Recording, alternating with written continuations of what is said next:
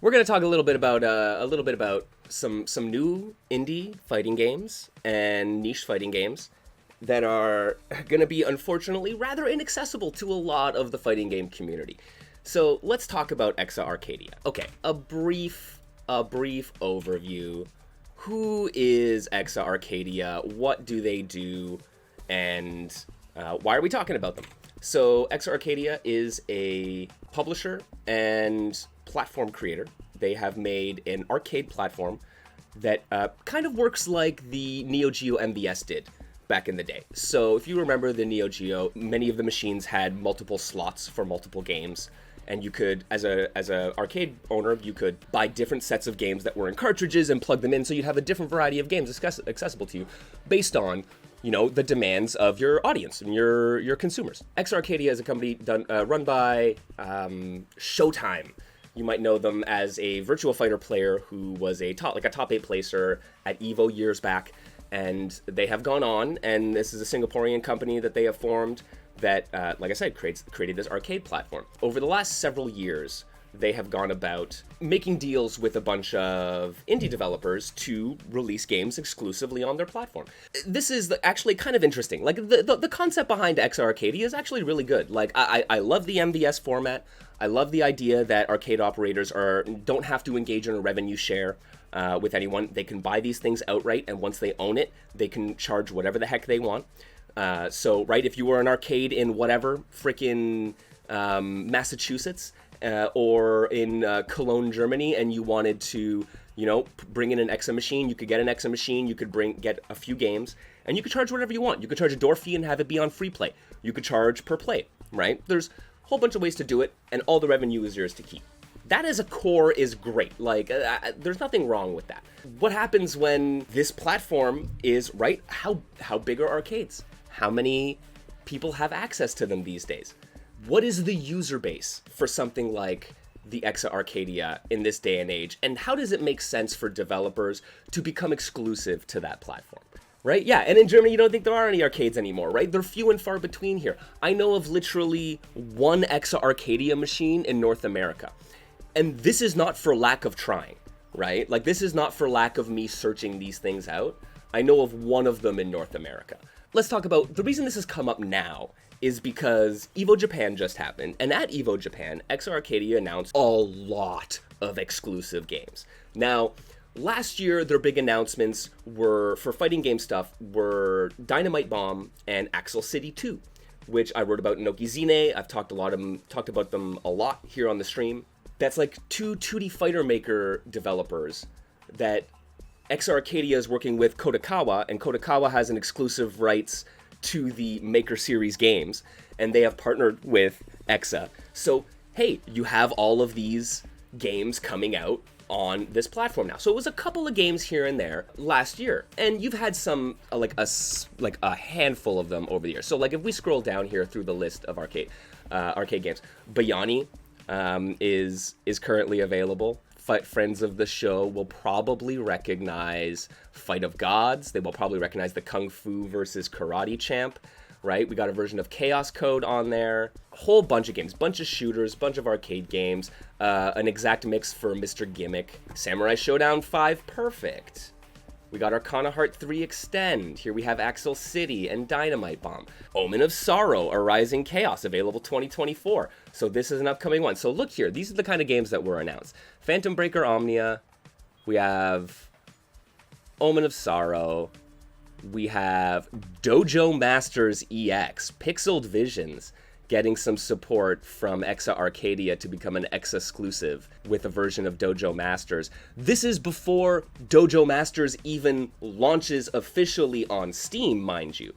Daybreak Slam is another new fighting game, an update to Vanguard Princess, one of the original, super high quality, super well-known, probably one of the more popular 2D fighter maker games getting an update. Rage of the Dragons getting an update. Friends, man, this is kind of wild. There are so many games. So this is why it's in the conversation right now. Feeling like to try to do what Neo Geo did. Absolutely. The Neo Geo MVS, the multi-video system, it was the arcade system, right? That that they released ages ago and was well supported, and ExA Arcadia models itself after that like paradigm. And no, this is correct, Andrea. Not all ExA games are exclusives. But if you look at this, you can see in the corner here of these which ones are. They have ExA exclusive listed. Breaker's Revenge, Axel City, Chaos Code, Rage of the Dragons W, Dojo Masters. These are all listed. The original Dynamite Bomb. Now, this is where we get to it. Donut Dodo Do. I know that this game is available on other platforms. It was just released on Switch, if I'm not mistaken. This is where I call into question, what are the limits of ExA exclusivity? When it comes to this, right, like the discussion between developers and publishers, I'd be really keen on hearing from some developers in chat what their thoughts are on this. Like, I'm not sure, I don't have any access, I'm not privy to the inner workings of how these deals like play out and what the specifics of these kinds of publishing deals are. There are many ways that they can play out. Like, in my mind, I could see it being very much some publishers saying we're going to take on physical publishing responsibilities. Some publishers taking on porting responsibilities, right? Some publishers taking on some level of marketing responsibility in exchange for either cut of sales, ownership of the IP, whatever the case may be. There are many ways that these kinds of deals can play out. Part of that is like, what are you offering? When it comes to exclusivity, there is something in particular that you are offering for a developer to be exclusive. So what does it take for that, right? And one of the calculations, one of the aspects, one of the factors in your calculation, I would say has to be install base. This is where some like big questions come into the play for me, where I'm like, what exactly is ExA Arcadia offering in order to provide enough in the exchange for developers to hop on board for this kind of exclusivity? Because this is the last, I went and did some digging, and the last bit of like any kind of sales number that I could find about the ExA Arcadia platform was from 2020.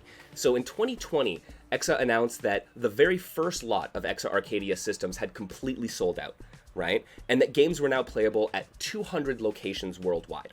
At least one machine at 200 locations, likely more at some of them, but if you're an arcade operator who's only wants to take up one spot in your space, you can have an ExA Arcadia machine that has several games in it, so you might not need that many more than one. But what this tells us is that we at least have a floor of, as of 2020, the first lot sold to 200 locations, which means there are 200 units minimum out there in existence. Likely more. How many more? It's hard to tell, but we're talking about a floor here. My understanding is that there have been at least 2 more lots that have been sold, and then there's another one forthcoming. So if we assume that, once again, at a minimum, that they're doing this, that we are at like, I think we could comfortably say we're at 1,000 units or 1,000 machines worldwide for install base. And then we have to take into that, like, there's no revenue share. So developers are only getting any money out of this deal either through whatever ExA is providing or through sales of the games themselves. How many copies of those games are sold? ExA is not providing that information. And this is the only self-reported information that I have been able to find in terms of actual sales numbers. What would it take for a developer to say, I will be exclusive to a platform of at least 1,000 units, but who knows how many, right? How many actual copies sold? Does that, like, how many does that translate to? Now, if you think about games like Dynamite Bomb and Axel City, my understanding is that they were probably at less than 1,000 sales each on their respective platforms when they had versions of those games available on PC. So there is currently a version of Dynamite Bomb as well as Axel City 2 that you are able to purchase through DL site, right? If we're looking at less than 1,000 sales on either of those anyways, limiting yourself to a platform of less than 1,000, does that seem like a reasonable? Is Axel City 2 no longer buyable? Did it get pulled from DL site? Oh, Axel City 1. Sorry, my apologies. Axel City 1 is available. Yes, absolutely. Axel City 1 Complete is available for purchase. Axel City 2 is genuinely exclusive to the ExA Arcadia. Yes, thank you for that. I appreciate that. But to the point, like, if we're looking at less than 1,000 sales on your games anyways, looking to cap yourself at 1,000 basically, because you don't expect to sell to the entire user base of the ExA Arcadia platform, that's not a terrible trade-off. So then the question becomes, what are they providing? What are they providing while it makes sense for a developer like Akutsuman for Axel City or Light Green 8 for Dynamite Bomb, how does it make sense for the Omen of Sorrow team, who I would wager has outsold that on, I would say we're at 5 figures for Omen of Sorrow across all their platforms over sales, right? Phantom Breaker Omnia is at least 5 figures. So Dojo Masters, it will be an interesting test case, right? It's not even out on PC yet, so we're not entirely sure. Yeah, and Andrea, you're absolutely right. So the sales figures are extremely hard to come by. I am going best case scenario. Omnia, I'm fairly certain has hit 10,000 across platforms, across versions. Omen of Sorrow, maybe not. I would say like best case scenario that they would have hit the low end of that.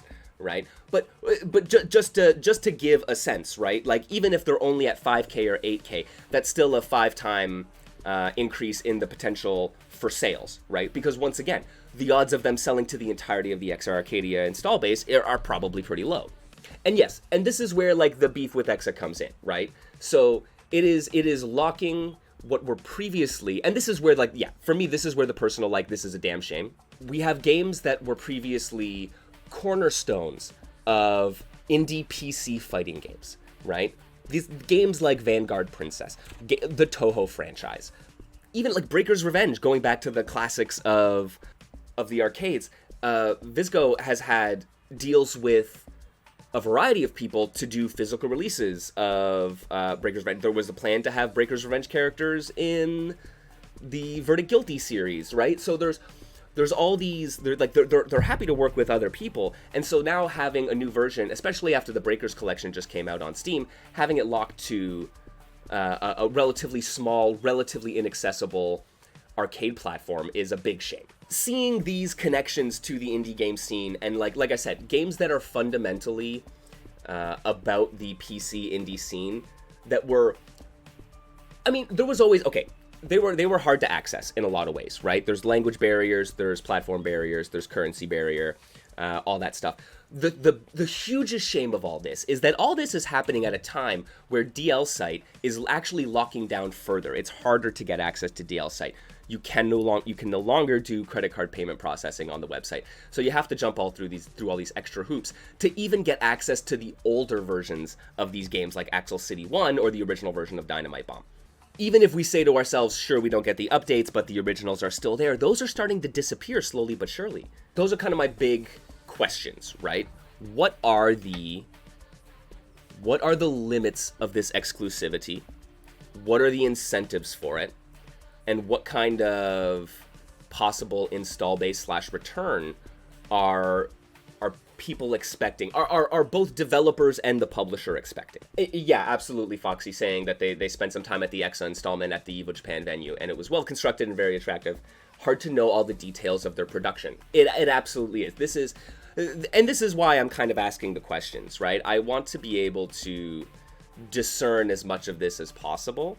And I know that there are people in the community here who have some levels of experience working with publishers. So they would have an idea of what kind of support and trade-offs are involved in various publishing deals. Even if it's not specifically ExA Arcadia, it still gives us some insight as to the kind of bounds at which we're working within. And it gives us some context as to why this might be valuable. Because to the audience, it seems like it's super counterproductive, right? It seems very counterproductive for me to say it's already hard enough for us to buy your game on DL Site, and now I have to go through an even more geographically limited arcade platform to get access to it. It's hard to see the benefit as a player and as a fan of these games. So I don't doubt it, and I said it on Twitter. I joked, right, that, you know, after this, it's like the ExA Arcadia developers are going to be crying like Krusty, saying, they just backed a dump truck full of money up to my house, right? And it's like, I don't know if it's just money. I honestly don't. And I'm not mad if it is. If this is the kind of deal that it takes for our indie devs to make the games that they make and get them released, I understand that that's a trade-off that some people are going to be willing to make, and I can appreciate that and I can respect that. But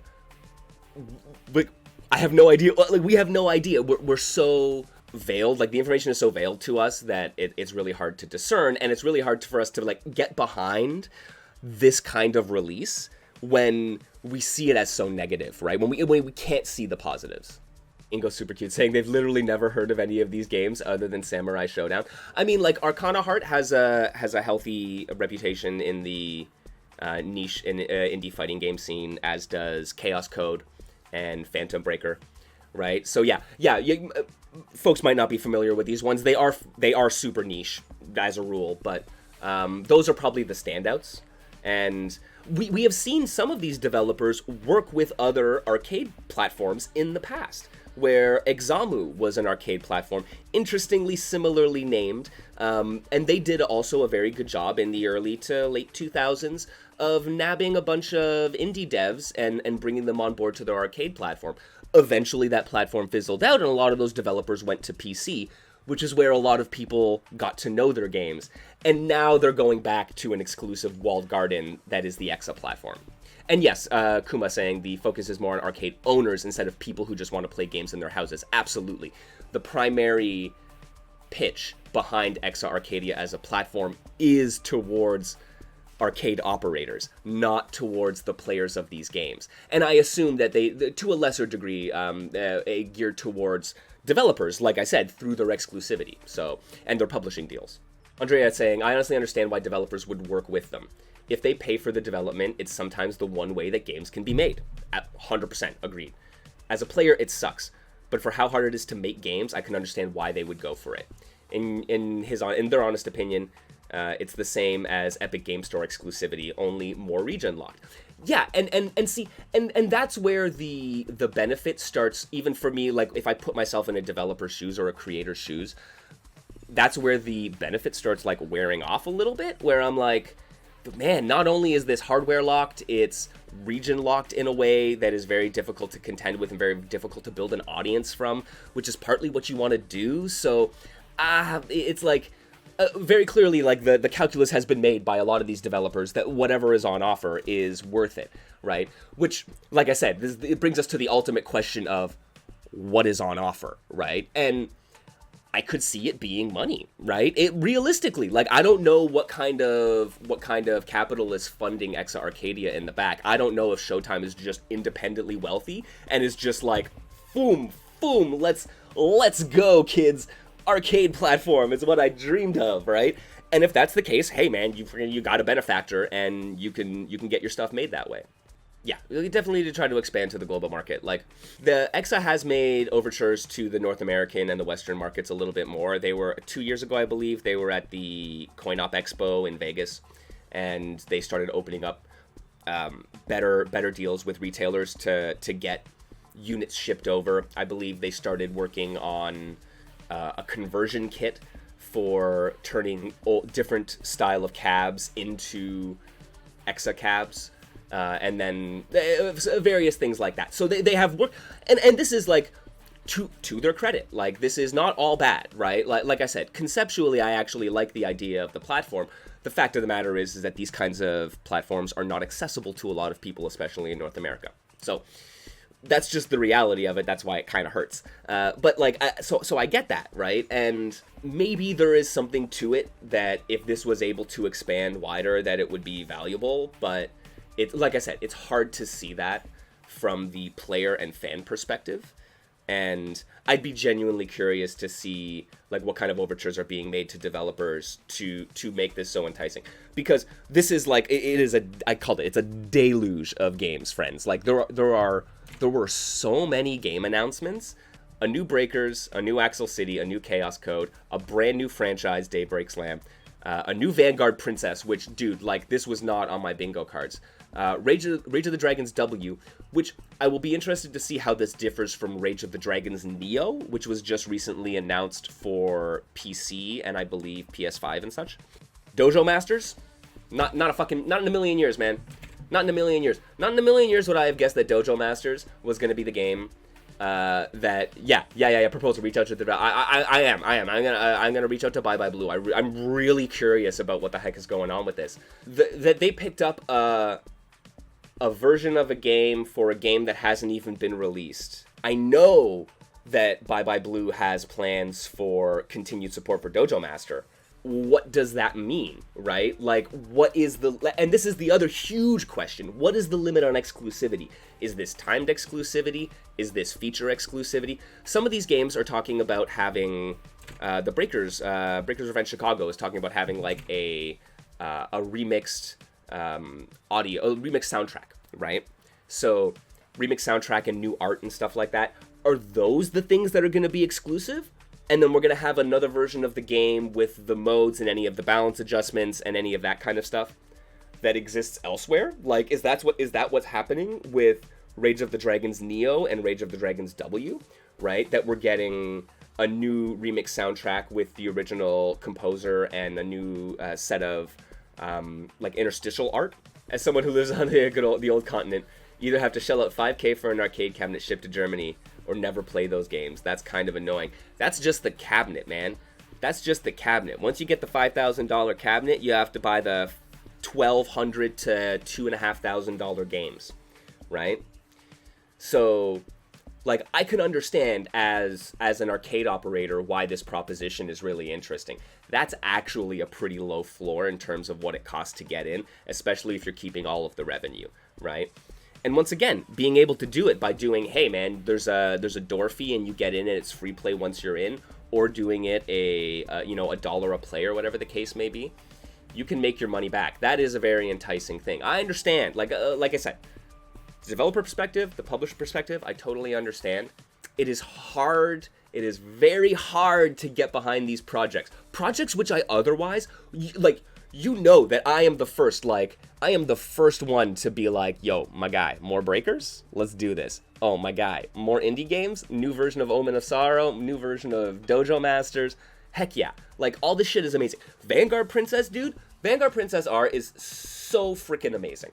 Like, that game is gonna get a new breath of life makes me so happy.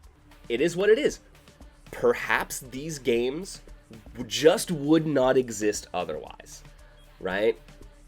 Maybe, and I can believe that's the case and that we just wouldn't see them.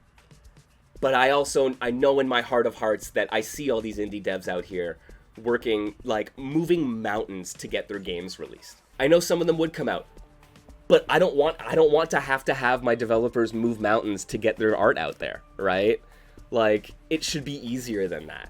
The 2D FMkers, this is going to become a bigger problem. The more that Kodakawa works with ExA Arcadia, and the more 2D FM games get onboarded, the bigger of a problem this is. I am betting Angels of Battle is going to be on ExA Arcadia within the next 2 years. I would put dollar bills on this. Like, they have it locked down. It is a 2D fighter maker game, the exact kind that they will get behind, the exact kind that they have gotten behind. It is one of the top tier ones. It has built upon the legacy of Vanguard Princess. So seeing Vanguard Princess that now, right after Dynamite Bomb and Axel City, it probably shouldn't have been that big of a surprise that they would go to this well, right? So, because, I mean, from everything that I have seen discussed in the, like, Twitterverse about this stuff, once again, no official sales numbers, but the Twitterverse and the people working on these games seem to be very pleased with the result, right? Which is another thing worth remembering throughout this entire conversation. As much as we want to just be doomers about the ExA Arcadia stuff, some of these developers are happy with their deals, and more developers are signing on for these deals, which says something, at least, right? It says something that this is what they're getting behind. Oh shit, are you serious? As you got it correctly, BV Taisei is helping with the development of the new Vanguard Princess. Doesn't surprise me at all. They absolutely, they built it. They built it on top of the core of how Vanguard Princess was designed in terms of their input recognition, in terms of the combo structure, and they like iterated and changed upon that. But even the training mode system, they really looked at Vanguard Princess as this is a high point in design within 2D Fighter Maker, and then we're gonna make it even better, And then they managed to, I don't know what they did to it, but they made that game run so much smoother with the update from last year. It is wild. And it's some of the most gorgeous art in a 2D fighter maker game. The game feel is pretty unparalleled. Developed jointly by FKD and BV Taisei. Is also the production team behind Angels of Battle, which we have introduced several times before, and their development capabilities are impressive. Stay tuned for future information. Well, there you have it. Yeah, FK Digital is the Chaos Code developers. BV Taisei is the Angels of Battle developers. Chaos Code has a version of their game exclusively on ExA Arcadia. BV Taisei is very adept in 2D Fighter Maker development. Kodakawa, working with ExA Arcadia, has exclusivity on Maker games. After the success of Inaho Dynamite Bomb and Axel City, now we have even more games coming out. And Angels of Battle is, my bet is they are going very quiet for the next year, and then we're going to hear about an ExA Arcadia version. That's very nice, thank you. Foxy Boxy, developer of Robo-O, saying, the developer should leverage such an agreement with a special version of the game. A special character and other features can be exclusive. Personally, though, they say they can only agree to this. Players are precious. And absolutely, and thank you. As a player, thank you. I really appreciate that. And this is where my confusion arises, right? Because I understand, right? Like, you're right. Like, my viewers, my audience, my fans, like, my community, man. These are people I hang out with. Like, I see people in chat here. We chat in my Discord, like, all day long, right? So these are my friends. This is my community. These are my people, right? And I can't imagine doing any of this at the expense of them, right? So, like, if someone came to me and was like, hey, Threads has an exclusive streaming deal, and here you can go on Threads, right? Or, like, Kick, or whatever streaming, like, I would be hard-pressed to justify that, in spite of how much I understand that could help me making my art and getting it out there and producing the stuff I want to make. I understand that, but that's it, man. Like, that is precious, and we shouldn't lose that, right? And so I think that's where the dooming around this comes from. That's where the frustration is really happening. Players are feeling that they are being left out, and they don't understand the wider benefit of how this might make the games exist, because as far as they're concerned, they don't have access to it anyway, so it might as well not, right? And that's a hard place to be in. And yeah, Andrea's saying that this is a great take from Foxy on the whole thing, right? If there was a version with one extra feature, one extra character, I wouldn't be mad at it at all. My only gripe is when the whole game is made exclusive and there's no other way to play any other version of it. Absolutely, right? And I can see, I mean, ExA Arcadia is actually building an ecosystem with a lot of developers who have shared talents and have very similar, sometimes aesthetics, sometimes game design philosophies. Sometimes they actually work together actively, like BV Taisei and FK Digital. There is this opportunity for these kinds of crossovers, right? And as sad as it would be for me not to have any one of the Angels of Battle characters in Breaker's Revenge, Chicago, even if it would be sad to me that I don't get access to those characters in this version of the game, knowing that there's this version of the game, returning to a time, remember, console exclusive, you'd get versions of Soul Calibur, right, that had console exclusive characters, right? But you still got to play Soul Calibur, man, right? That is the core of it. I would love, and I'm hopeful, I am genuinely hopeful that the exclusivity deals allow for something like that. So that is my kind of big question. And I understand there are like non-disclosure agreements that are going to prevent developers from talking about too many specifics here. But I'd be curious to see, right? I think Dojo Masters is going to be an excellent example of this. What happens? Does Dojo Masters PC get released and then just bug fixes? And all the updates go to Dojo Masters EX at the ExA Arcadia? Or is there just like an exclusive version for ExA Arcadia that might have some arcade-specific arcade mode or something like that, or ladder mode that we don't get in the PC version, but then the character updates, the balance updates, all that stuff proceeds in tandem, right? If that's the case, then like we shouldn't be dooming as much as we are. But the fact is, many of these games historically that have gone to platforms like Examu and like ExA Arcadia have remained exclusive until those platforms die.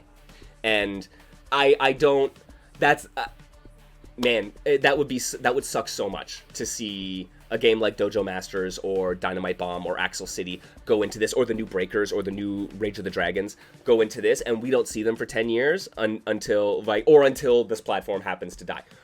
Maybe the platform never dies and we just never get access to them. That's another possibility.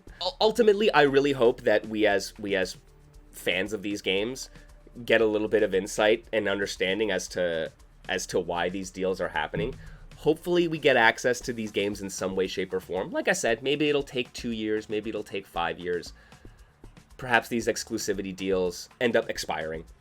Light Green 8 has talked about the desire to get Dynamite Bomb available to Western audiences. Perhaps they view ExA Arcadia as the method to do that, but when I have spoken to them about this, it seems to have been in relation to other things. I want the game to be, properly translated and accessible to players. I want them to be able to buy it. I want them to be able this kind of stuff, right? What does that mean for the future? Who knows? I mean, I would say that at the very least, some of these developers are thinking about releasing their games in some non-exclusive to ExA fashion, and other games like Donut Doo or Donut Dodo Doo, I think is what it was called. It's an arcade-style, high-score chasing game. But it says it's exclusive to ExA Arcadia, and it does, in fact, have a version that is on Switch and on other platforms. Gimmick, right? It has the Exact Mix version on the ExA Arcadia platform. I don't know if it's called the Exact Mix, but there is a version of Mr. Gimmick that is available on modern platforms, Switch, PS5, PC as well. So some of these games are coming out in some fashion, though, in fairness, both of those games that I just mentioned were exclusive for at least 2 years. So I think that's probably what we're looking at, is some kind of timed exclusivity or feature exclusivity. So that's kind of the story of ExA Arcadia over this past week. It is a platform that I think some people saw the announcements of these games not knowing the way that ExA Arcadia works and the kind of publishing deals and exclusivity deals that they actually set up, and saw the announcement of these games and thought to themselves, "Hoo boy, new versions of X, Y, and Z, I can't wait." And there was like a dozen of us sitting there on the sidelines, just, my sweet summer child. Oh no, I'm sorry, that's not how it's gonna be. We have our fingers crossed. I am pleased. I as sad as I am that these, historically very accessible games on open platforms by indie developers selling it themselves have now moved into walled gardens. That makes me sad, but at the same time, we're seeing new versions of these games, like New Breakers, even after the collection, was not on my radar, right? Arcade version and new version of Rage of the Dragons, even after Neo was announced, not on my radar. Dojo Masters EX, totally not on my radar. Vanguard Princess, certainly not on my radar. Some of these things like Chaos Code and Phantom Breaker, I could see those. I kind of saw some of those coming, but the sheer number of games that were announced for the ExA platform this year makes me really happy that there is obviously a desire for a publisher to invest in these types of games. You will hear from indie developers very regularly. They say fighting game, and publishing people are like, make it a beat 'em up, right? You say fighting game, and they say, make it an action adventure game. There is some reticence to back that stuff. There is I'm not sure if the market is there in publishing right now to invest in that, and that's what the talk has been over the last few years, actually. So now seeing this like kind of surge in support, even if just from one publisher, right, or I guess a handful of publishers, but like one little circle, right, and it's in a walled garden, it is a little reassuring that these kinds of creators are going to get some level of support. So be heartened by that, even if at the same time we are sad. and then make our way out to the handful of locations that do have these things. Ooh, is it the Philly FGC? I can never remember. I am so bad at geography. Near and abouts where Griffy Bones hosts their weekly tournaments. Their local has an ExA Arcadia machine, and he is fairly certain that they will be seeing Breakers and possibly Axel City and possibly some of these new titles as they get released. Right? There's one at Kwai saying there's one at your locals randomly. I have searched. I have not been able to find any myself, unfortunately, and we need to put together a little tally of where these things are located, because wherever they are, we should probably try to support them. I want to be able to support Pixel Visions when they release Dojo Masters EX. I want to be able to support Light Green 8 in Dynamite Bomb. I really do. This is why I jumped through all the hoops to be able to buy the version of Dynamite Bomb that's available on PC. So that's amazing. Right? Oh, there is a list. Kawhi, if you could hook me up with that, that'd be great, man. I have no idea how I have not seen this. Like, I spent like a couple hours searching for EXA machines, and I didn't see anyone have a list. So my old man Google Foo is failing me. So like I said, that's the ExA Arcadia. But we do have access to some games, though, friends. We do have access to some games. We can play them right freaking now if we wanted to, and I think that's exactly what we're gonna do.